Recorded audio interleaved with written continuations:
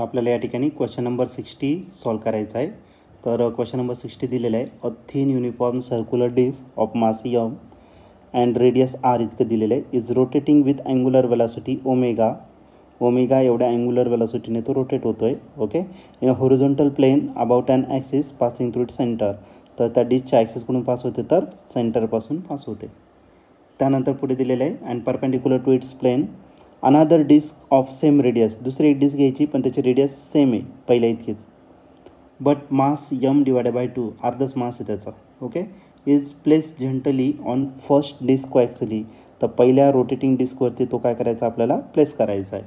म्हणजे इनिशियली त्याचा स्पीड 0 राहील, नंतर मग तो प्लेस केल्यानंतरचा स्पीड वाढेल.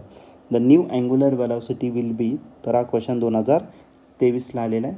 त्याचे ऑप्शन फर्स्ट ऑप्शन आहे A option 2 divided by 3 omega, B option 4 divided by 5 omega, C option 5 divided by 4 omega आणि last option 3 divided by 2 omega. चला तर बघूया या क्वेश्चनचं नेमका ऑप्शन कोणता असेल ते. तर या क्वेश्चनमध्ये आपल्याला एक सर्क्युलर डिस्क दिलेलं आहे ज्याचा मास किती आहे तर m इतकं आहे, त्याचे रेडियस r इतके आहे, त्याचा अँग्युलर स्पीड दिलेला आहे ओमेगा इतक्या स्पीडने तो रोटेट होतो आहे. ओके, आणि ॲक्सिस जी पास होते तिकडून पास होते त्याच्या सेंटरपासून. दुसरी एक डिस्क दिलेली आहे ज्याचा सेम रेडियस आहे पण मास m/2 इतकं आहे आणि हा पहिल्या डिस्कवरती आपल्याला कोॲक्सिली प्लेस करायचा आहे. तर नवीन अँग्युलर स्पीड किती असणार, मग पहिल्या केसमध्ये स्पीड जास्त राहील, दुसऱ्या केसमध्ये कमी होणार. तर या ठिकाणी आपल्याला यूज करावं लागेल law of conservation of angular momentum. तर बघूया.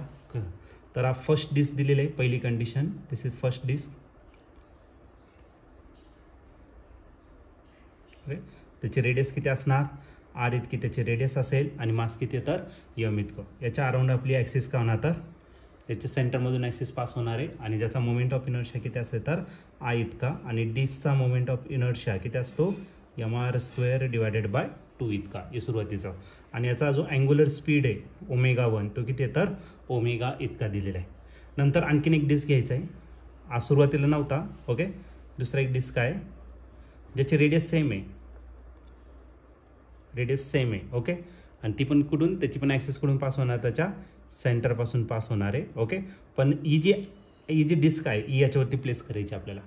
याचं जे मास आहे m2 कसं करू, m2 किती आहे तर m डिवायडेड बाय 2 आणि जो रेडियस आहे r2 तो किती आहे तर सेम आहे r इतकाची, याच्यावरती प्लेस करायचा.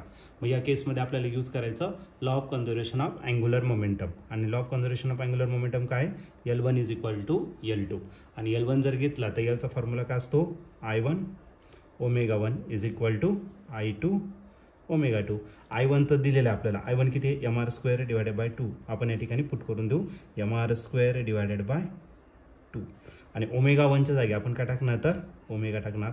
I2 किती असेल तर I2 असेल तुमचं अगेन ॲक्सिसपासून सेंटरपासून पास होत आहे, मग त्याचा mr²/2 असेल. पण m जो असेल तर या दोन्ही मासेसची आपल्याला काय करावं लागणार तर ॲडिशन. म्हणजे या ठिकाणी काय असणार m1 प्लस m2, r तेवढीच आहे म्हणजे rचा स्क्वेअर आणि डिवाइड काय राहिला तर तुमचा 2. हा नवीन मोमेंट ऑफ इनर्शिया झाला.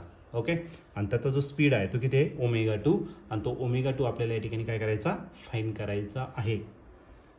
मग याला सिम्प्लिफाईड करून घेऊ mr² डिवायडेड बाय 2. काही काम करू शकतात r² आणि r² काय झाला कॅन्सल, म्हणजे काय राहिला m omega divided by 2, m omega divided by 2. आता m1 किती आहे तर m1 आहे तुमचा m इतकाचे आणि m2 जो आहे तो किती आहे तर m/2. r कॅन्सल झाला आहे डिवायडेड बाय 2 इंटू काय झाला तर ओमेगा 2. 2 आणि 2 काय झाला कॅन्सल, या दोन्ही टर्ममधून काहीतरी कॉमन येईल आणि तो म्हणजेच काय आपला m कॉमन येईल. ठीक आहे, मग या ठिकाणी राहिला आपला कोणता तर m ओमेगा. ओके, आणि याच्यातून जो कॉमन आलेला आहे तो काय तर m. आणि या ठिकाणी जर तुम्ही सॉल्व केलं m कॉमन घेतला तर आणि इथं ब्रॅकेटमध्ये राहील 1 प्लस 1/2 आणि अँग्युलर स्पीड किती राहिलं तर ओमेगा 2 एवढा त्याचा काय असणार तर अँग्युलर स्पीड या ठिकाणी असेल.